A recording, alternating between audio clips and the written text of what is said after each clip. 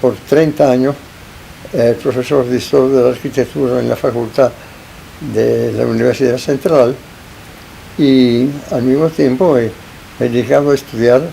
lo que nunca se había hecho, lo que es la arquitectura civil, la arquitectura militar, la arquitectura religiosa y la arquitectura también de las haciendas. Yo tengo un total de 60 publicaciones hechas que exactamente analizan las ciudades, el urbanismo, la época precolombina. Hay un libro mío, uno de los últimos, que es la arquitectura indígena, es decir, los urbata y toda la vivienda que hacían desde en el sur de Venezuela hasta la de los Yanomami, y así, además de otras ciudades, hice la historia, como el caso de La Guaira, también es un libro únicamente dedicado a La Guaira, y tengo luego ese estudio sobre todas las iglesias coloniales del país, que es uno de mis primeros libros, y después hice todas las casas coloniales, después las fortificaciones, y ahí restauré varias de ellas, como por ejemplo en el Orinoco, los dos castillos que estaban en la entrada antes de la mudanza de la ciudad. En fin,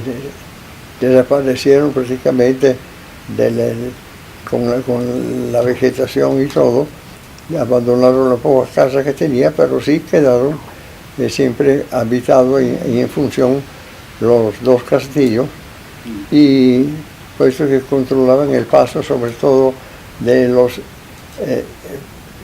franceses y de los ingleses de la Guayana, que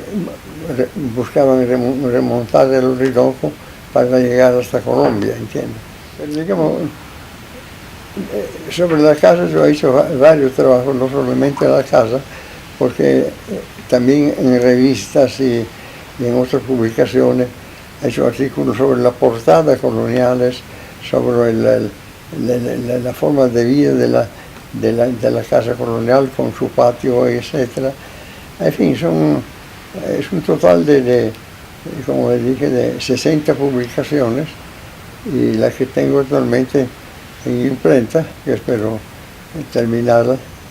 que espero más que todo poderlo ver salir, esa del Castillo de Raya, que es el único castillo que tiene una influencia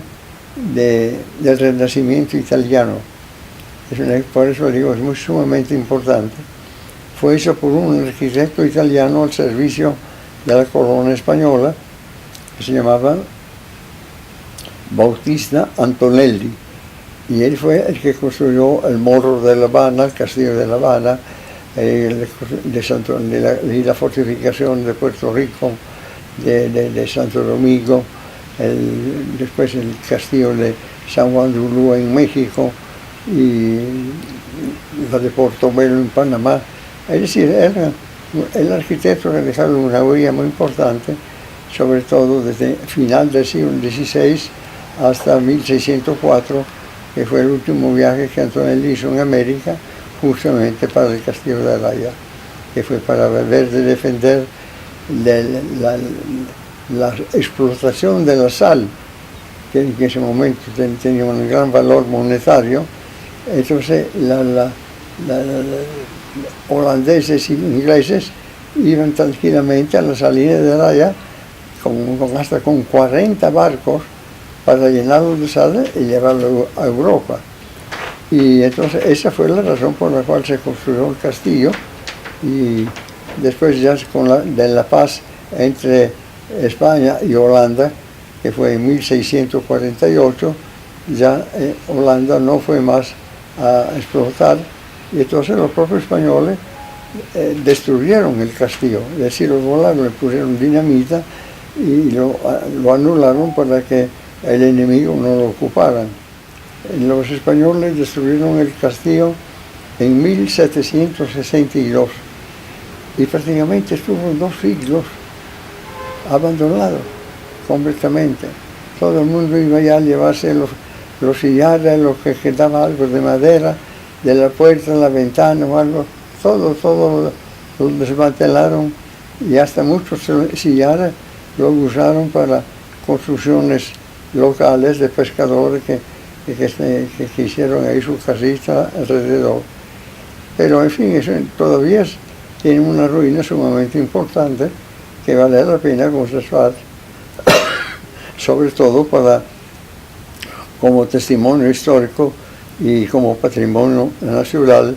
que le digo, está declarado patrimonio nacional, pero nadie le hace caso a esa cosa. Por ejemplo, cada país justamente protege su patrimonio histórico, cultural, y la arquitectura, en ese caso, juega un papel fundamental porque es testimonio de una forma de vida, de una época ya superada y que se mantiene viva en la memoria, aunque sea, pero se mantiene viva exactamente a través de lo que quedó. Digamos, Caracas, por ejemplo, es una de las ciudades que ha mantenido de colonial únicamente las iglesias. ¿Por qué? Porque no son un bien que se puede vender y sacarle provecho, como ha pasado con todo el resto del centro de la ciudad, donde está la avenida Urdanita, donde estaba el Colegio Chávez, el Museo de Arte Colonial, en la esquina del Llaguno. Todo eso era la mejor casa colonial con una portada estupenda, que todo eso está documentado en mi libro únicamente, y se van a conocer a través de toda la fotografía que yo tomé y de un libro que hizo, digamos, ¿no? Y eso es más o menos una idea de mis 70 y pico de años que tengo aquí en Venezuela.